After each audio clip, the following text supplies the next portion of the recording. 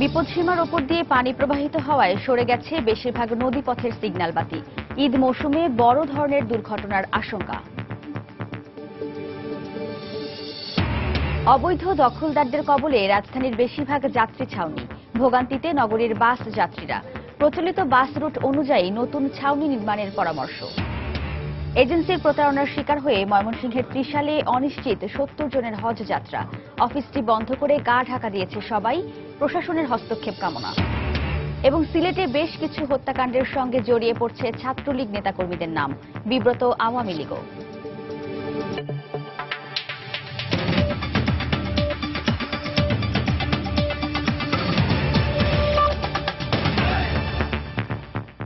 সময় সংবাদের সঙ্গে আছি আমি ওয়াহিদা স্বপ্না। কদিন পরই ঈদ, প্রিয়জনের সঙ্গে আনন্দ ভাগাভাগি করতে নগরবাসীর একটি বড় অংশই ঈদের আগে ঢাকা ছাড়বেন নদীপথে। তবে দেশের বেশিরভাগ নদীতে এই মুহূর্তে বিপদসীমার ওপর দিয়ে পানি প্রবাহিত হওয়ায় নৌপথে যাতায়াতের সর্বোচ্চ সতর্ক থাকার পরামর্শ দিয়েছেন বিশ্লেষকরা। লঞ্চ কর্তৃপক্ষের অভিযোগ, বেশিরভাগ বড় নদীতেই পানি বাড়ার সঙ্গে সঙ্গে সরে গেছে বয়াবাতিগুলো। দ্রুত এগুলো যথাস্থানে পুনর্স্থাপন না করলে ঈদ যাতায়াতে নৌপথে বড় দুর্ঘটনা ঘটতে পারে বলে শঙ্কা লঞ্চ চালকদের। মিজানুর রহমান মিন্টুর তোলা ছবিতে মাহমুদ রাকিবের রিপোর্ট। চলছে শেষ মুহূর্তের ঝালাইয়ের কাজ। দ্রুত কাজ শেষ করতে নিজেদের সবটুকু দিয়ে চেষ্টা করে যাচ্ছেন শ্রমিকরা, কারণ ঈদের আগেই যে লঞ্চগুলো ভাসতে হবে নদীর জলে। বুড়িগঙ্গা তীরের ডকগুলোর চিত্র এখন এমনই। ঈদে অর্ধকোটি যাত্রীকে নিরাপদে বাড়ি পৌঁছে দিতে নতুন লঞ্চের কাজ দ্রুত শেষ করার পাশাপাশি চলছে লঞ্চ মেরামত। ওয়েলিংও চলতেছে, রঙের কাজও চলতেছে। দ্রুত কাজগুলি করতে পারলে জাহাজটা তাড়াতাড়ি ঈদের আগে টিপ মারতে পারবো। ঘাটে লঞ্চ প্লেস করার সময় একটা লেগে কোথাও লেগে সামান্য ক্ষতি হয়, আমরা রিপেয়ারিং করেন, আর সবাই চাইছে সময়টা নতুন কিছু দেখার জন্য। তবে অন্যান্য বারের চেয়ে এবছর নদীতে পানির উচ্চতা বেশি হওয়ায় লঞ্চ মালিকরা চিন্তিত। স্রোতের কারণে ভেসে বা সরে যাওয়া পদ্মা মেঘনার চলাচল সহায়ক সিগন্যাল বাতিগুলো দ্রুত নির্ধারিত জায়গায় সরিয়ে না আনলে ঈদে বড় ধরনের দুর্ঘটনা ঘটতে পারে বলে আশঙ্কা তাদের। নদীর যেখানে আমাদের পানি বেশি থাকে, যে খাড়ি দিয়ে আমরা চলি, সহজ কথায় সেটা দেখা যায় শনাক্ত করা কঠিন হয়ে পড়ে সিগন্যাল বাতি না থাকার কারণে। মার্কা বয়া না হলে কোথায় চর কোথায় কি এগুলা বোঝা মুশকিল। তো আমরা সরকারকে জানাইছি যে কোথাও চরে আটকে গেলে আমরা কিন্তু দায়ী না। বিশ্লেষকরা বলছেন, ঈদে যাত্রী চাপ বাড়ার আগেই নৌ পরিবহন কর্তৃপক্ষের উচিত এসব সমস্যা সমাধানে ব্যবস্থা নেওয়া। আর বিআইডব্লিউটি বলছে, শিগগিরই আধুনিক প্রযুক্তির সরঞ্জাম বসানো হবে ঝুঁকিপূর্ণ সব নৌপথের চ্যানেলে। মাস্টার ড্রাইভারদের আমরা পরীক্ষা করছি এবং ইঞ্জিন রুম আমরা চেক আপ করছি, যাতে করে নিরাপত্তাজনিত যে সমস্ত সরঞ্জাম যেমন buoy, fire extinguisher, radar, echo sounder ব্যবহার করছে কিনা এই বিষয়গুলো আমরা দেখছি। অতিরিক্ত পানির কারণে বিভিন্ন নৌপথে বিভিন্ন চ্যানেলগুলো কিন্তু ইতিমধ্যে বিলুপ্ত হয়ে গেছে। এখানে ব্যাপক প্রাণহানির আমরা একটা আশঙ্কা প্রকাশ করছি। সেই কারণে আমরা মনে করব বিআইডব্লিউটি এর নজরদারিটা বাড়ানো দরকার, যাতে করে আমাদের চ্যানেলটা ঠিক রাখে। সেই বিষয়ে আমরা বয়া বাতি এবং ড্রেজিং এর যে পয়েন্টে পয়েন্টে ড্রেজার রাখা উচিত সেটা বিআইডব্লিউটি রাখবে। প্রায় মরতে বসা বুড়িগঙ্গার এই উত্তাল রূপ দেখে সহজে অনুমান করা যায় দেশের বড় বড় নদী পদ্মা মেঘনায় এই মুহূর্তে কি পরিমাণ পানি বইছে। তাই এবারের ঈদে নৌপথে ঘরমুখ যাত্রীদের জীবনের নিরাপত্তা নিশ্চিত করতে লঞ্চে অতিরিক্ত যাত্রী বহন বন্ধের পাশাপাশি ফিটনেসের দিকে সবচেয়ে কঠোর দৃষ্টি দেওয়া উচিত বলে মনে করেন সংশ্লিষ্টরা। মাহমুদ রাকিব, সময় সংবাদ, কেরানীগঞ্জ। রাজধানীতে ২ শতাধিক যাত্রী ছাউনির বেশিরভাগই অবৈধ দখলদারদের কবলে। রোদ বৃষ্টিতে আশ্রয় বা অপেক্ষার নির্দিষ্ট কোনো জায়গা না পেয়ে প্রতিদিনই ভোগান্তি পোহাচ্ছেন নগরীর বাস যাত্রীরা। পথচারী বান্ধব নগরী গড়ে তুলতে প্রচলিত বাস রুট অনুযায়ী নতুন ছাউনি নির্মাণের পরামর্শ নগরবিদদের। অন্যদিকে দখল হয়ে যাওয়া ছাউনি উদ্ধার ও পরিকল্পিতভাবে আধুনিক সুবিধা সম্পন্ন ছাউনি নির্মাণের কথা জানিয়েছে কর্তৃপক্ষ। রাশেদ বাপ্পির রিপোর্ট, ছবি তুলেছেন শাহিদুল ইসলাম হীরা। এত সব কর্মকাণ্ড যে জায়গাটিকে কেন্দ্র করে সেটি আর কিছু নয়, যাত্রী ছাউনি। যাত্রী কিংবা পথচারী বিশ্রামের জন্য নির্মিত রাজধানীর ফার্মগেটের এই ছাউনিতে বিভিন্ন পণ্যের পসরা সাজিয়ে চলছে কেনাবেচা। ব্যক্তিগত সম্পত্তির মতোই যে যার মতো ব্যবহার করছে গুরুত্বপূর্ণ এই নাগরিক সেবামূলক স্থানটি।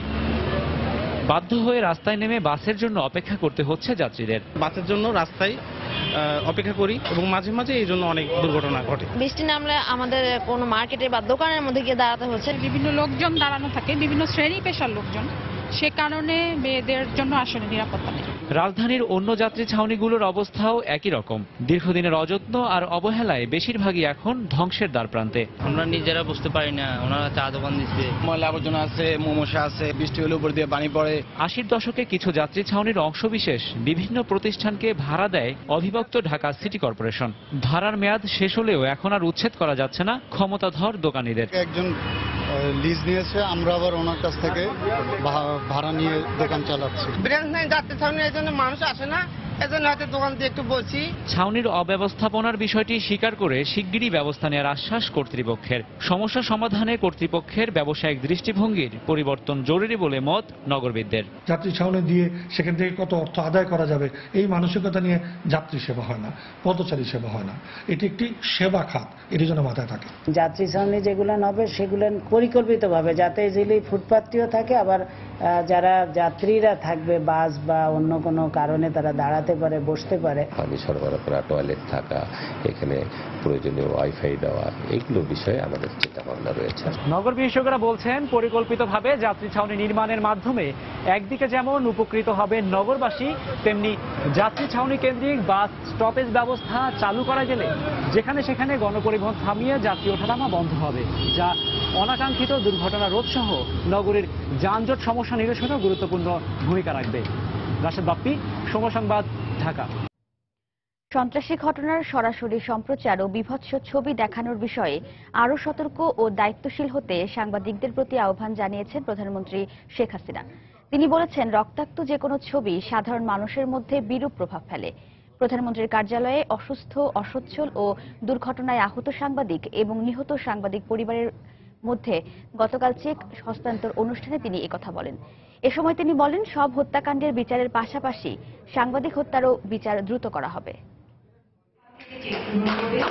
অসুস্থ, অসচ্ছল, আহত এবং নিহত সাংবাদিকদের পরিবারের সহায়তায় প্রাতিষ্ঠানিক কাঠামো আকারে বাংলাদেশ সাংবাদিক কল্যাণ ট্রাস্ট আইন 2014 প্রণয়ন করে সরকার। বুধবার প্রধানমন্ত্রীর কার্যালয়ে ওই ট্রাস্টের আওতায় 196 জন সাংবাদিককে 1,40,00,000 টাকা সহায়তার চেক তুলে দেন প্রধানমন্ত্রী শেখ হাসিনা। এ সময় উপস্থিত সাংবাদিকদের উদ্দেশ্যে বক্তব্য রাখেন প্রধানমন্ত্রী। তিনি বলেন, সাংবাদিকতার উৎকর্ষে পৌঁছানোর সময় এসেছে বাংলাদেশের। তাই গণমাধ্যমগুলোকে যেমন দায়িত্বশীলতার পরিচয় দিতে হবে, তেমনি সরাসরি সম্প্রচারের সময়ও অবলম্বন করতে হবে বাড়তি সতর্কতা। কোনো ঘটনা ঘটে সেখানে ছুটে যাওয়া, আর সাথে সাথে এই যে সরাসরি সম্প্রচারের মাধ্যমে সবকিছু উন্মুক্ত করে দিয়ে মানুষের জীবনকে আরো ক্ষতিগ্রস্ত করা, এটা দয়া করে আপনারা করবেন না। একটা নীতিমালা অবশ্যই আন্তর্জাতিকভাবে যেভাবে চলে সেগুলি মেনে চলতে হবে, আমাদের দেশও তা মানতে হবে। কারণ মনে রাখতে হবে যে শুধু স্বাধীনতা ভোগ করার জন্য না, অপর প্রতি দায়িত্ব পালন, এটাও কিন্তু সকলের কাজ। জঙ্গিবাদের বিরুদ্ধে জনসচেতনতা সৃষ্টিতে গণমাধ্যমের ভূমিকার প্রশংসা করেন প্রধানমন্ত্রী। এ সময় বিভিন্ন সময়ে হত্যাকাণ্ডে নিহত সাংবাদিকদের বিচারের আশ্বাস দিয়ে তিনি বলেন, বিএনপি ক্ষমতায় এলেই বিস্তার ঘটায় জঙ্গিবাদের। জঙ্গিবাদ, সন্ত্রাসের বিরুদ্ধে আজকে সমগ্র জাতি সোচ্চার। কাজে আমি আপনাদেরকেও আন্তরিক ধন্যবাদ জানাই এবং আপনারাও এ ব্যাপারে সোচ্চার হয়েছেন, আরো সোচ্চার হবেন, সেটাই আমি আশা করি। বিএনপি ক্ষমতায় যখন থাকে তখন কিন্তু জঙ্গিবাদকে উস্কে দেয়, ব্যবহার করে। আপনারা জানেন যে 21 আগস্ট গ্রেনেড হামলার ঘটনার সঙ্গে খালেদা জিয়ার মন্ত্রী পরিষদের সদস্য প্রতিমন্ত্রীও যে জড়িত এবং তার পুত্র সহ তারা যে সরাসরি জড়িত, এতে কোনো সন্দেহ থাকার কোনো কারণ নাই, কারণ সেটা ধীরে ধীরে তদন্ত বেরিয়ে এসেছে। এছাড়াও দেশের অনলাইন সংবাদ মাধ্যমগুলোকে শিগগিরই নীতিমালার আওতায় নিয়ে আসা হবে বলেও জানান প্রধানমন্ত্রী শেখ হাসিনা। অনলাইন পত্রিকাও ব্যাপকভাবে বেরিয়ে যাচ্ছে, কোনো নীতিমালাও নাই। দেবাশিস রায়, সময় সংবাদ, ঢাকা। রামপালে বিদ্যুৎ কেন্দ্র নির্মিত হলে সুন্দরবন ধ্বংস হওয়া ছাড়াও নষ্ট হবে প্রাণী বৈচিত্র্য। তাই অবিলম্বে চুক্তি বাতিলে সরকারের প্রতি জোর দাবি জানিয়েছেন বিএনপি চেয়ারপারসন বেগম খালেদা জিয়া। গুলশানের নিজ রাজনৈতিক কার্যালয়ে গতকাল সংবাদ সম্মেলনে বক্তব্য রাখেন তিনি। এ সময় জনগণকে এ ব্যাপারে সোচ্চার হওয়ারও আহ্বান জানান বেগম জিয়া। 15% বিনিয়োগ করে ভারতীয় প্রতিষ্ঠান 50% মুনাফা নেবে, কিন্তু 100% পরিবেশ ধ্বংস হবে শুধুই বাংলাদেশের। পরিবেশ বিবেচনায় না নিলেও জেনে শুনে এমন একটি লোকসানি প্রকল্পে সরকার কি উদ্দেশ্যে কার স্বার্থ জড়ালো, এটাই জনগণের প্রশ্ন। বিদ্যুৎ উৎপাদনের অনেক বিকল্প আছে, বিদ্যুৎ কেন্দ্র স্থাপনের স্থানেরও অনেক বিকল্প আছে, কিন্তু সুন্দরবনের কোনো বিকল্প নেই। কাজেই সুন্দরবনকে নিশ্চিত ধ্বংসের মুখে ঠেলে দেওয়ার হঠকারী অযৌক্তিক ও লাভজনক রামপালের সকল কয়লা বিদ্যুৎ প্রকল্প বাতিল করার জন্য আমরা সরকারের প্রতি জোর দাবি জানাচ্ছি। আমি এই দাবির পক্ষে সোচ্চার হওয়ার জন্য বিরোধী জোটের পক্ষ থেকে দেশবাসীর প্রতি আহ্বান জানাচ্ছি। সময় সংবাদে আরো থাকছে। সিরাজগঞ্জের শাহজাদপুরে আবারও ছড়িয়ে পড়েছে অ্যানথ্রাক্স রোগ। এ পর্যন্ত শনাক্ত 22 জন, আতঙ্কিত এলাকাবাসী।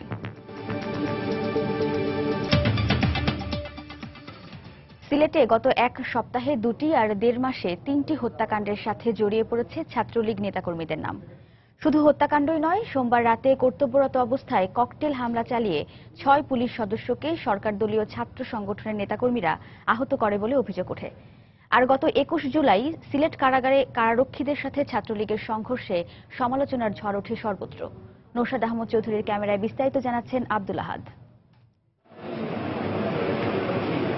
হযরত শাহজালাল রহমতুল্লাহি আলাইহির ওরস উপলক্ষে সোমবার রাতে আম্বরখানা চৌহাট্টা সড়কে যান চলাচল বন্ধ করে দেওয়া হয়, কিন্তু পুলিশের ব্যারিকেড ভেঙে রাত 10টার দিকে ওই রাস্তা দিয়ে মোটরসাইকেল চালিয়ে যেতে চায় ছাত্রলীগ নেতাকর্মীরা। পুলিশের দাবি, সংঘর্ষ চলাকালে ছাত্রলীগ কর্মীদের ককটেল হামলায় 3 কর্মকর্তা সহ 6 পুলিশ সদস্য আহত হয়। আহতদের ভর্তি করা হয় ওসমানী হাসপাতালে। হঠাৎ করে আক্রান্ত হয়েছি আমরা, আমি সহ 6 জন। বুঝিয়ে দিছে প্রথমে, এরপর ডিল মারছে, ইট মারছে। সম্ভবত ককটেল হবে, ককটেল স্পিন্টারগুলো পিছন থেকে আঘাত লাগে। গত 16 আগস্ট বিকেলে মার্কেটের সামনে জেলা ছাত্রলীগের সহসভাপতি সুলেমান চৌধুরীকে মোটরসাইকেল রাখতে নিষেধ করলে নিরাপত্তা কর্মীকে মারধর করেন। এ সময় নিরাপত্তা কর্মীকে রক্ষায় ব্যবসায়ী মামুন এগিয়ে এলে সুলেমান তার পেটে ছুরিকাঘাত করে। হাসপাতালে নেওয়া হলে মৃত্যু হয় মামুনের। 19 আগস্ট দক্ষিণ সুরমায় খুন হন আরেক ব্যবসায়ী আজির। এই ঘটনায়ও ছাত্রলীগের নাম উঠে এসেছে। এ অবস্থায় জেলা ও মহানগর কমিটির সভাপতি বলছেন, অনুপ্রবেশকারীরাই এসবের সাথে জড়িত। অনুপ্রবেশকারীরাই এসে একটা অকারেন্স ঘটিয়ে ছাত্রলীগের উপর দোষ দিয়ে তারা পিছন দিকে পেলিয়ে যায় এবং ঘটনাটা আলটিমেটলি ছাত্রলীগের উপর চলে আসে। এরা ছাত্রলীগের কোনো নেতা না, এরা ছাত্রলীগের নামদারি, যেহেতু অনেক বড় সংগঠন সেহেতু সবাই বলবে যে আমি ছাত্রলীগ করি। গত 21 জুলাই কারারক্ষীদের সাথেও সংঘর্ষে জড়ায় ছাত্রলীগ। ছাত্র সংগঠনের এসব অপকর্মে বিব্রত আওয়ামী লীগও। ছাত্রলীগের যে গৌরব উজ্জ্বল ইতিহাস, সেটা তো কিছু সংখ্যক ছাত্র নামদারি ছেলেদের জন্য আমরা এটাকে বিনষ্ট করতে দিতে পারি না। এই সমস্ত কর্মকাণ্ড কেউ করবে আর আমরা তাদেরকে প্রশ্রয় দেব, এটা প্রশ্নই ওঠে না। সাম্প্রতিক সময়ে শাহজালাল বিশ্ববিদ্যালয়, ইন্টারন্যাশনাল ইউনিভার্সিটি ও মদনমোহন কলেজে ছাত্রলীগের হাতে নিজ দলের কর্মী খুনের পরও বেশ সমালোচিত হয় সিলেট ছাত্রলীগ। আব্দুল আহাদ, সময় সংবাদ, সিলেট। হিলারি ক্লিন্টন পররাষ্ট্রমন্ত্রী থাকাকালীন ডক্টর মোহাম্মদ ইউনুস ক্লিন্টন ফাউন্ডেশনে অনুদান দিয়েছিলেন এমন তথ্য জানিয়েছে মার্কিন স্টেট ডিপার্টমেন্ট। বেশ কিছুদিন ধরেই এ গুঞ্জন শোনা যাচ্ছিল।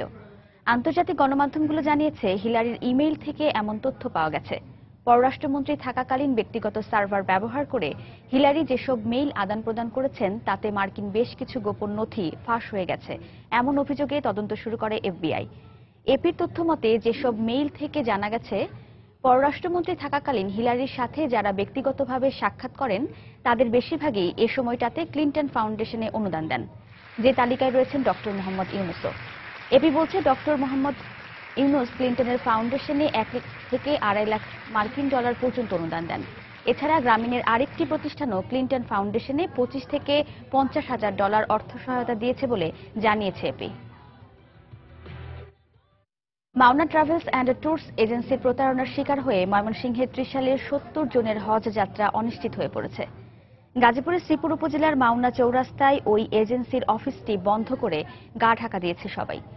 হজযাত্রীদের অভিযোগ, ট্রাভেলস এজেন্সির মালিক আলী আশরাফের সাথেও যোগাযোগ করা যাচ্ছে না। হজযাত্রা নিশ্চিত করতে ধর্মমন্ত্রীর হস্তক্ষেপ কামনা করেছেন তারা। হোসেন আলীর ক্যামেরায় বিস্তারিত জানাচ্ছেন হারুনুর রশিদ। লিখিত অভিযোগে জানা যায়, এবছর হজে যাওয়ার জন্য মাওনা ট্রাভেলস অ্যান্ড ট্যুরসের মাধ্যমে প্রাক নিবন্ধন করেন ময়মনসিংহের ত্রিশাল উপজেলার ৭০ জন হজযাত্রী। প্রাক নিবন্ধনের SMS আসার পর হজের সমুদয় টাকা মাওনা ট্রাভেলস অ্যান্ড ট্যুরসের কাছে পরিশোধ করেন হজযাত্রীরা। ৫ আগস্ট থেকে হজের ফ্লাইট শুরু হলে বেশ কয়েকবার তাদের হজে যাওয়ার তারিখ দিয়েও পরিবর্তন করা হয়। গত ৩ দিন ধরে মোবাইল বন্ধ রাখায় ট্রাভেল এজেন্সির মালিক আলী আশরাফের সাথেও যোগাযোগ করা যাচ্ছে না বলে জানান হজযাত্রীরা। মুআল্লিফ সাহেবের সঙ্গে যোগাযোগ করলে বলে যে আপনারা হজে যাইতে পারবেন নিশ্চিন্ত, এজেন্সির সঙ্গে যোগাযোগ হয়েছে।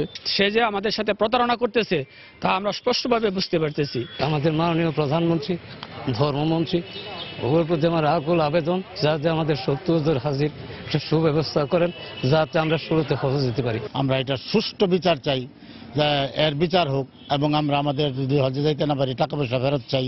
এদিকে গত মঙ্গলবার গাজীপুরের শ্রীপুর উপজেলার মাওনা চৌরাস্তার মোহাম্মদুল্লাহ কমপ্লেক্সের ২য় তলায় গিয়ে ওই এজেন্সির অফিসটি তালাবদ্ধ দেখা যায়। বেশ কয়েকদিন ধরে অফিসটি খোলা হয় না বলে জানান ভবনের মালিক ও স্থানীয়রা। আমি ৫ তলায় ভাড়া থাকি, ৫ তলা, এই অফিসটা উঠতে সময় বন্ধ দেখি, নামতে সময় বন্ধ দেখি। ভাড়ার টাকা দেওয়ার কথা 2 দিন আগে আমার ডেট গেছে টাকা দেওয়ার, এখন কোন ধরে না।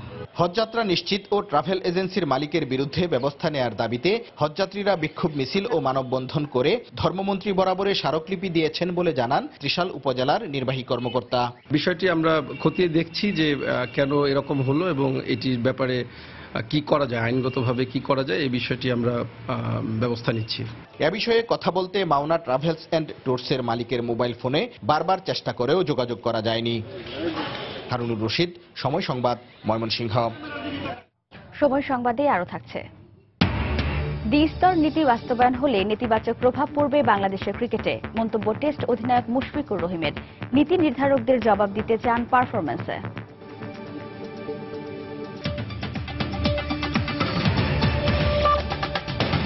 বরিশালে তৃতীয় দিনের মতো চলছে নৌ শ্রমিক সংগ্রাম পরিষদের আহ্বানে নৌযান ধর্মঘট। সকাল থেকে জেলার নদীবন্দর থেকে ছেড়ে যায়নি স্থানীয় ও অভ্যন্তরীণ রুটের কোনো নৌযান। বিভিন্ন রুটে লঞ্চ না পেয়ে বিপাকে পড়েন যাত্রীরা। তবে ধর্মঘটের মাঝেও স্বাভাবিক আছে ঢাকা বরিশাল রুটের নৌ চলাচল। এদিকে দাবি মানা না পর্যন্ত ধর্মঘটে চালিয়ে যাওয়ার ঘোষণা দিয়েছেন নৌ শ্রমিক নেতারা। তবে গত রাতে ঢাকা থেকে ছেড়ে যাওয়া লঞ্চগুলো যাত্রী নিয়ে ভোরে বরিশাল পৌঁছেছে বলে জানিয়েছে বন্দর কর্তৃপক্ষ। এর আগে সর্বনিম্ন মজুরি 10,000 টাকা নির্ধারণ সহ 15 দফা দাবিতে গত 22 আগস্ট রাত থেকে সারা দেশে নৌ ধর্মঘট শুরু করে নৌ শ্রমিক সংগ্রাম পরিষদ।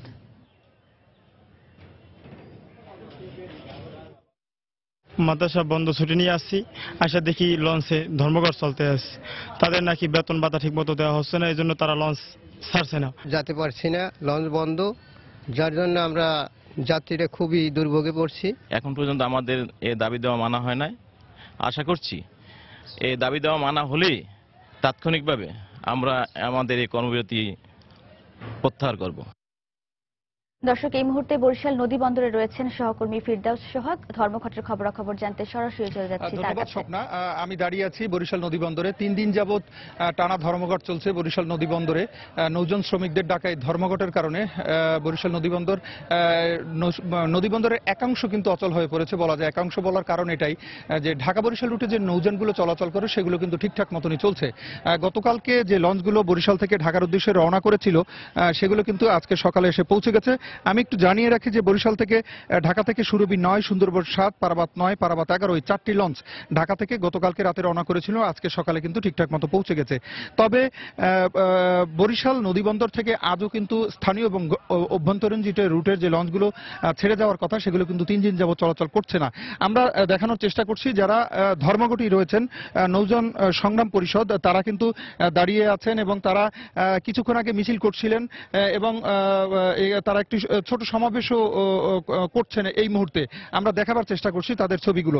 আমি কথা বলেছিলাম কিছুক্ষণ আগে নৌযান শ্রমিক ফেডারেশনের যিনি কেন্দ্রীয় আহ্বায়ক রয়েছেন নৌযান সংগ্রাম পরিষদের বুলবুল আহমেদ মাস্টার, তিনি আমাদেরকে জানিয়েছেন যে গতকালকে তাদের শ্রম মন্ত্রণালয়ে একটি সভা হওয়ার কথা ছিল ত্রিপক্ষীয়, মালিক, শ্রমিক এবং সরকার পক্ষের, কিন্তু মালিক পক্ষ সেখানে না যাওয়ার কারণে সেই সভাটি হয়নি।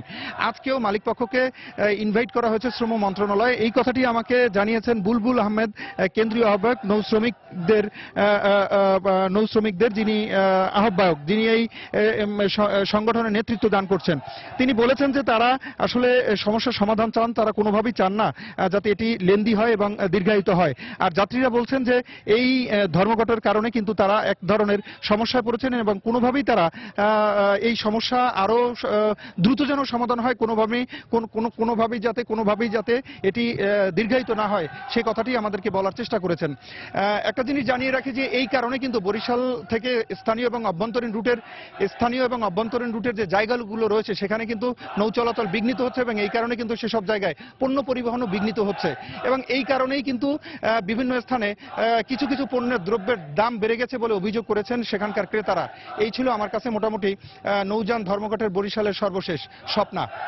আজ শুভ জন্মাষ্টমী, শ্রীকৃষ্ণের পবিত্র জন্মতিথি। এ উপলক্ষে রাজধানী ঢাকেশ্বরী মন্দিরে গীতাযজ্ঞ, কৃষ্ণ পূজা সহ বিভিন্ন অনুষ্ঠানের আয়োজন করা হয়েছে। এই মুহূর্তে ঢাকেশ্বরী মন্দিরে রয়েছেন সহকর্মী তানিম মেহেদি। আমরা সরাসরি চলে যাচ্ছি তার কাছে। তানিম, সকাল থেকেই ঢাকেশ্বরী জাতীয় মন্দিরে জন্মাষ্টমী উপলক্ষে হিন্দু ধর্মাবলম্বীদের যে আয়োজন, সেই আয়োজন চলছে এবং আমরা সকাল থেকে দেখেছি জন্মাষ্টমী উপলক্ষে গীতাযজ্ঞ অনুষ্ঠিত হচ্ছে এবং আমরা এখানে কথা বলেছিলাম আজকে যে গীতাযজ্ঞ যে পরিচালনা করছে, গীতাযজ্ঞ মূলত পরিচালনা করছে চট্টগ্রামের সীতাকুণ্ড থেকে শঙ্কর মঠ থেকে আসা যারা রয়েছেন তারা আজকের যে গীতাযজ্ঞ চলছে সেই গীতাযজ্ঞ পরিচালনা করছে এবং আমরা সকাল থেকে দেখেছি যে যারা ভক্তবৃন্দ রয়েছে, ভক্তবৃন্দরা এখানে ঢাকেশ্বরী জাতীয় মন্দিরে তারা এখানে আসছেন এবং মূলত এখানে যেসব যারা পুরোহিত রয়েছেন পুরোহিতদের কাছ থেকে তারা বিভিন্ন দীক্ষা নিচ্ছেন এবং পাশাপাশি আমরা পুরোহিতদের সঙ্গে কথা বলেছিলাম আজকের যে দিনটি সম্পর্কে। তারা যেটি বলেছেন আজকের দিনটি হিন্দু ধর্মাবলম্বী যারা রয়েছেন তাদের জন্য বিশেষ একটি দিন, কারণ এই দিনটিতেই তাদের মতে ভগবান শ্রীকৃষ্ণ তিনি এই ধরাধামে এসেছিলেন এবং মূলত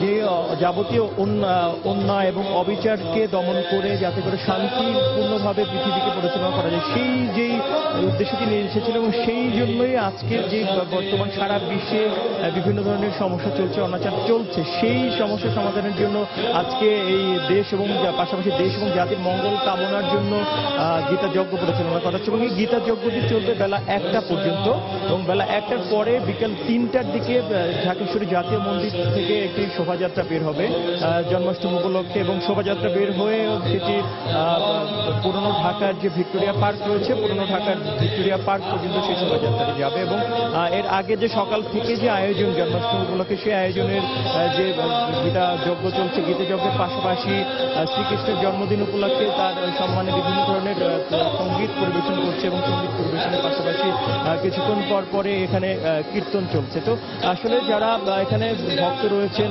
ভক্তরা কিন্তু সকাল থেকে এখানে এসেছেন এবং তাদের যে ভক্তদের সংখ্যা কিন্তু কিছুক্ষণ পর বেলা বাড়ার সঙ্গে সঙ্গে বৃদ্ধি পাচ্ছে। যদিও আমরা দেখি যে আইন শৃঙ্খলা বাহিনীর পক্ষ থেকে বিপুল সংখ্যক আইন শৃঙ্খলা রক্ষাকারী বাহিনীর সদস্য মন্দিরকে ঘিরে রয়েছে এবং তারা তল্লাশি চালিয়ে প্রত্যেককেই তারা মন্দিরের ভেতরে প্রবেশ করাচ্ছেন। তো স্বপ্না, এই ছিল এখনকার মতো আমার কাছে থাকা সবশেষ খবর।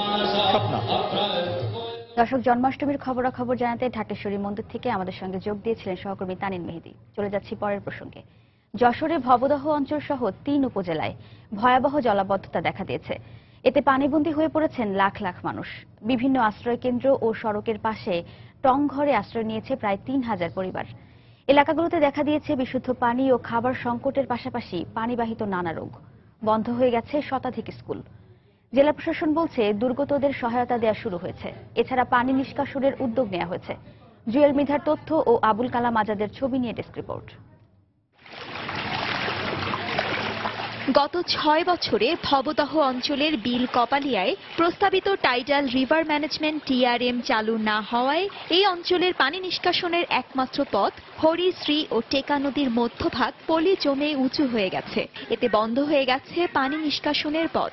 আর চলতি মাসে 3 দিন অবিরাম বৃষ্টির পানি বের হতে না পেরে যশোরের অভয়নগর, মনিরামপুর ও কেশবপুরের 20টির অধিক ইউনিয়ন তলিয়ে গেছে। সৃষ্টি হয়েছে ভয়াবহ জলাবদ্ধতা।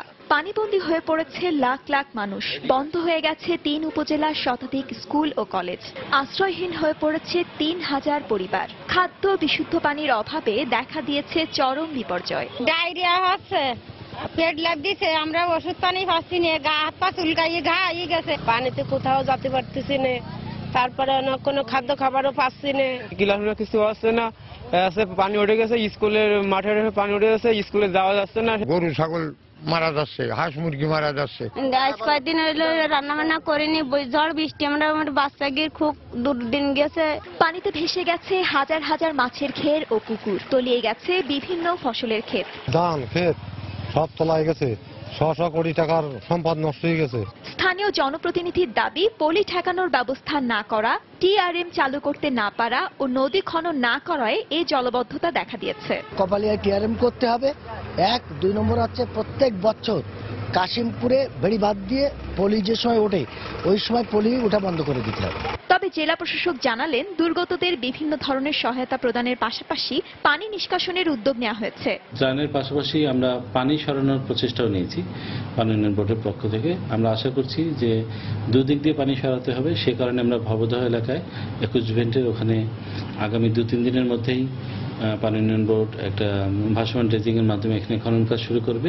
জেলার ৩টি উপজেলার ২৫টি ইউনিয়নের প্রায় ৩.৫ লাখ মানুষ গত ২০ বছর ধরে বর্ষা মৌসুমে জলাবদ্ধতার শিকার। সময় সংবাদ, যশোর। সিরাজগঞ্জের শাহজাদপুরে আবারও অ্যানথ্রাক্স রোগ ছড়িয়ে পড়েছে। স্বাস্থ্য বিভাগের কর্মীরা উপজেলার চরকৈজুরি ও গোপালপুর গ্রামের ২২ জন নারী, পুরুষ ও শিশুকে অ্যানথ্রাক্স আক্রান্ত বলে শনাক্ত করেছেন। এদের মধ্যে ৬ জনকে শাহজাদপুর স্বাস্থ্য কমপ্লেক্সে ভর্তি করা হয়েছে। বারবার এই রোগ দেখা দেয় আতঙ্কিত এলাকাবাসী। তবে উপজেলা প্রশাসন বলছে, অ্যানথ্রাক্স রোগ প্রতিরোধের জন্য বিভিন্ন কার্যক্রম গ্রহণ করা হয়েছে। অমৃত সেনের ক্যামেরায় বিস্তারিত জানাচ্ছেন রিঙ্কু কুণ্ডু। গত ৮ আগস্ট চরকৈজুরি গ্রামের দেলবার হোসেনের একটি গরু অসুস্থ হয়ে পড়লে তা জবাই করে কম দামে চরকৈজুরি ও গোপালপুর গ্রামের বেশ কয়েকটি পরিবার মাংস ভাগাভাগি করে নেয়। ওই মাংস কাটা ও খাওয়ার সাথে জড়িতদের প্রথমে হাত, পা ও চোখ সহ শরীরের বিভিন্ন স্থানে কালো ক্ষত ও ঘায়ের মতো দেখা দেয়। স্থানীয় চিকিৎসকের কাছে ওষুধ খাবার পর ভালো না হয় পরে তারা হাসপাতালে গেলে চিকিৎসক এটিকে অ্যানথ্রাক্স রোগ বলে শনাক্ত করেন। এ ঘটনায় শাহজাদপুর স্বাস্থ্য কমপ্লেক্সের একটি চিকিৎসা দল ঘটনাস্থলে গিয়ে ২২ জন অ্যানথ্রাক্স আক্রান্ত রোগীকে শনাক্ত করেন। বর্তমানে ৬ জনকে শাহজাদপুর স্বাস্থ্য কমপ্লেক্সে আর বাকিদের বাড়িতে রেখে চিকিৎসা দেওয়া হচ্ছে। গরুটার অসুখ ছিল, কেউ বলে নাই, যারা গোস্ত লাড়ছে বেশি তাদেরই বেশি হয়েছে। গরুর মাংস আমরা খাইছিলাম, খাওয়ার পর ৪ দিন পরে আমার এই রোগটা ধরা দিচ্ছে। ২-৩ দেখা যাচ্ছে ১৫ দিন ধরে কাজকর্ম করে আসছে। অ্যানথ্রাক্স রোগে আতঙ্কিত না হয়ে সঠিক চিকিৎসা নিলে এই রোগ ভালো হয় বলে জানালেন এই চিকিৎসক। রোগীরা অবস্থার উন্নতি হচ্ছে এবং আগে যারা হয়েছিল তারা অলরেডি কিউরড হয়ে গেছে। আর একজন আমাদের হসপিটালে ভর্তি আছে, তাকে আমরা চিকিৎসা দিচ্ছি। অ্যানথ্রাক্স রোগ প্রতিরোধে জনসচেতনতা গড়ে তোলার জন্য বিভিন্ন কার্যক্রম গ্রহণ করা হয়েছে বলে জানান উপজেলার শীর্ষ এ কর্মকর্তা। সচেতনতার জন্য আমাদের লিফলেট বিতরণ, মাইকিং করা হয়েছে বিভিন্ন ইউনিয়নে এবং আমাদের ইসলামিক ফাউন্ডেশনের যারা ইমাম রয়েছেন তাদেরকে আমরা এখানে অবহিত করেছি যাতে জুমার খুতবার দিনে তারা এই বিষয়টি তুলে ধরেন। স্বাস্থ্য বিভাগের তথ্য মতে চলতি বছর সিরাজগঞ্জের ৩ উপজেলায় ২ দফায় মোট ১২২ জন অ্যানথ্রাক্স আক্রান্ত হয়েছে। রিঙ্কু কুণ্ডু, সময় সংবাদ, সিরাজগঞ্জ। দেশের বাইরের খবর। ইতালিতে ভূমিকম্পে মৃতের সংখ্যা বেড়ে দাঁড়িয়েছে ২৪৭ জনে, আর আহত ৩.৫ শতাধিক। এখনো ধ্বংসস্তূপের নিচে বহু মানুষ আটকে থাকায় মৃতের সংখ্যা আরও বাড়তে পারে বলে আশঙ্কা করা হচ্ছে। সরকারি কর্মকর্তারা জানিয়েছে, বুধবারের ৬.২ মাত্রার সেই ভূমিকম্পে আমেত্রিস শহরে ব্যাপক ক্ষয়ক্ষতি হয়েছে। সেখানে মারা গেছেন ৮৬ জন। এরই মধ্যে সেখানে উদ্ধার কাজে ভারী যন্ত্রপাতি ব্যবহার করা হচ্ছে। এমনকি খালি হাতেও ধ্বংসস্তূপ পরিষ্কারের চেষ্টা করছেন স্থানীয় স্বেচ্ছাসেবীরা। প্রধানমন্ত্রী মাত্তেও রেঞ্জি ঘটনাস্থল পরিদর্শন করে আহতদের চিকিৎসা এবং সর্বোচ্চ সহায়তার প্রতিশ্রুতি দিয়েছেন। বুধবারের ভূমিকম্পে সবচেয়ে বেশি ক্ষতিগ্রস্ত হয়েছে আম্ব্রিয়া, লাজিয়া আর লা মার্সের মতো ছোট ছোট পাহাড়ি শহরগুলো। সে দেশের ভূতাত্ত্বিক সংস্থা জানিয়েছে, বুধবার ভূমিকম্পের পর আরও কমপক্ষে ২০০ বার ভূকম্পন অনুভূত হয় সেখানে। এর আগেও ২০০৯ সালে ইতালিতে ভূমিকম্পে ৩০০ মানুষের মৃত্যু হয়।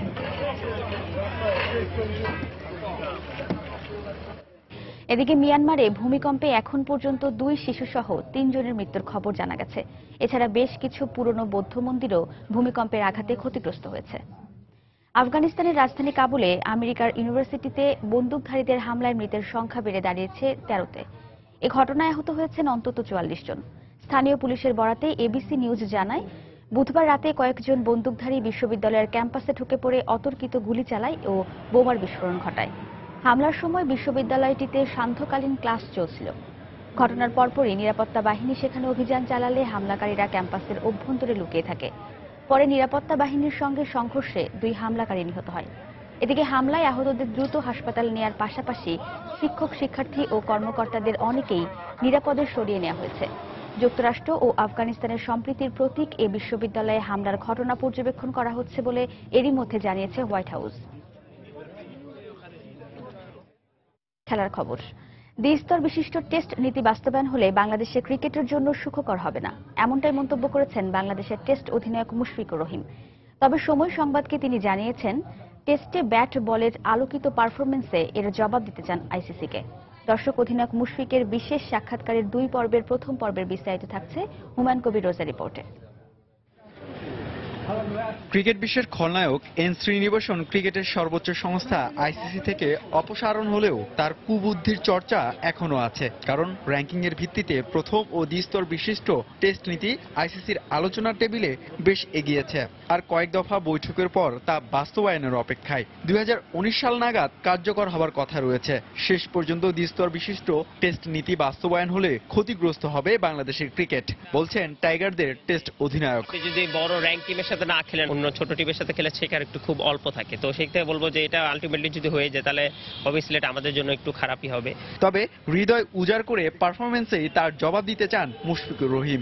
আমরা যদি বেশি বেশি টেস্ট খেলতাম তাহলে আমাদের পারফরমেন্স গ্রাফটা হয়তো অনেক উপরে উঠতো, যেটা কিনা হয়তো বা এই দ্বিস্তর নীতিটাকে ডিফেন্ড করতে পারতো। যে এই কয়টাই আমরা অপরচুনিটি পাই যেন আমরা এমন একটা মার্ক সেট করতে পারি, সো দ্যাট যেন অ্যাটলিস্ট আইসিসি বুঝতে পারে যে না, Bangladesh team which is improving day by day.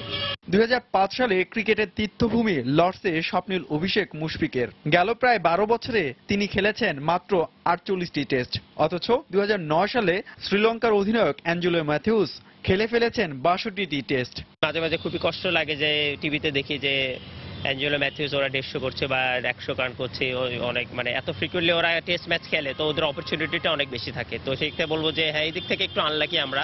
সবকিছু ঠিক থাকলে প্রায় 1 বছর পর ইংল্যান্ডের বিপক্ষে টেস্ট খেলতে নামবে বাংলাদেশ জাতীয় ক্রিকেট দল। হুমায়ুন কবির রোজ, সময় সংবাদ, Dhaka. England Pakistan one day series প্রসঙ্গ। সাউদাম্পটনের রোজ বলে 5 ম্যাচ সিরিজের প্রথম ওয়ানডেতে পাকিস্তানকে বৃষ্টি আইনে 44 রানে হারিয়েছে ইংল্যান্ড। আগে ব্যাট করতে নেমে 6 উইকেটে 260 রান করে সফরকারী পাকিস্তান। জবাবে ব্যাট করতে নেমে ইংলিশরা 3 উইকেটে 194 রান করার পর বৃষ্টির কারণে আর খেলা না হওয়ায় 3 লায়ন্সদের জয়ী ঘোষণা করা হয়। টস জিতে ব্যাটিংয়ে নামা পাকিস্তানের শুরুটা খুব বেশি ভালো হয়নি। ইনফর্ম ব্যাটসম্যান শারজিল খান ব্যক্তিগত 16 ও মোহাম্মদ হাফিজ 11 রান করে ফিরে যান। তবে এক প্রান্ত আগলে রেখে দারুণ ব্যাটিং করে ক্যারিয়ারের 8ম হাফ সেঞ্চুরি তুলে নেন অধিনায়ক আজহার আলী। 82 রানের ইনিংস উপহার দিয়ে তিনি সাজঘরে ফেরেন রশিদের শিকার হয়ে। মিডল অর্ডারে 4র্থ হাফ সেঞ্চুরি তুলে নিয়ে সরফরাজ ফেরেন 55 রান করে। শেষ পর্যন্ত 6 উইকেটে 260 রানে থামে পাকিস্তান। জবাবে ব্যাট করতে নেমে জেসন রয়ের ঝোড়ো ব্যাটিংয়ে ভালো সূচনা পায় ইংল্যান্ড। ক্যারিয়ারের 4র্থ হাফ সেঞ্চুরি তুলে নিয়ে আউট হন তিনি। পাশাপাশি জরুটও তুলে নেন ক্যারিয়ারের 15তম হাফ সেঞ্চুরি।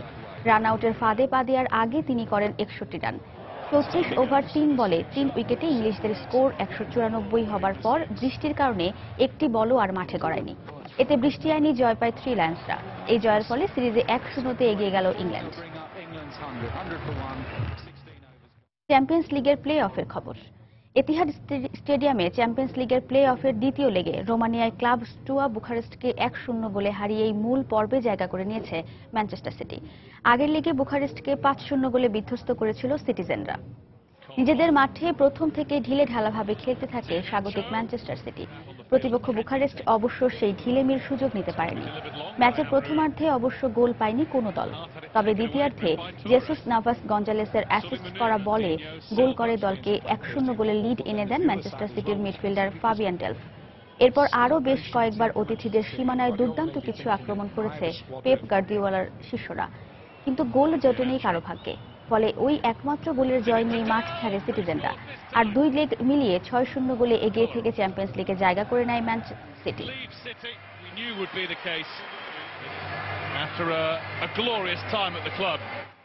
এ পর্যায়ে শীর্ষ সংবাদ জানিয়ে দিচ্ছি আরেকবার। বিপদসীমার ওপর দিয়ে পানি প্রবাহিত হওয়ায় সরে গেছে বেশিরভাগ নদীপথের সিগন্যাল বাতি। ঈদ মৌসুমে বড় ধরনের দুর্ঘটনার আশঙ্কা। অবৈধ দখলদারদের কবলে রাজধানীর বেশিরভাগ যাত্রী ছাউনি। ভোগান্তিতে নগরীর বাস যাত্রীরা। প্রচলিত বাস রুট অনুযায়ী নতুন ছাউনি নির্মাণের পরামর্শ। এজেন্সির প্রতারণার শিকার হয়ে ময়মনসিংহের ত্রিশালে অনিশ্চিত 70 জনের হজ যাত্রা। অফিসটি বন্ধ করে গা ঢাকা দিয়েছে সবাই। প্রশাসনের হস্তক্ষেপ কামনা। এবং সিলেটে বেশ কিছু হত্যাকাণ্ডের সঙ্গে জড়িয়ে পড়েছে ছাত্রলীগ নেতাকর্মীদের নাম। বিব্রত আওয়ামী লীগও। এই ছিল এখনকার মতো। যে কোনো খবর পেতে ভিজিট করুন সময়-নিউজ.tv। যে কোনো বাংলা লিংক রবি ও সিটিসেল নম্বর থেকে সময় সংবাদের খবর, অনুষ্ঠান সম্পর্কে জানতে এবং যে কোনো তথ্য সময় সংবাদকে জানাতে ডায়াল করুন 16242 নম্বরে। এছাড়া এইমাত্র পাওয়া খবর আপনার মোবাইলে পেতে SMS করুন *SN লিখে পাঠিয়ে দিন 16242 নম্বরে। আর সঙ্গেই থাকুন সময়ের।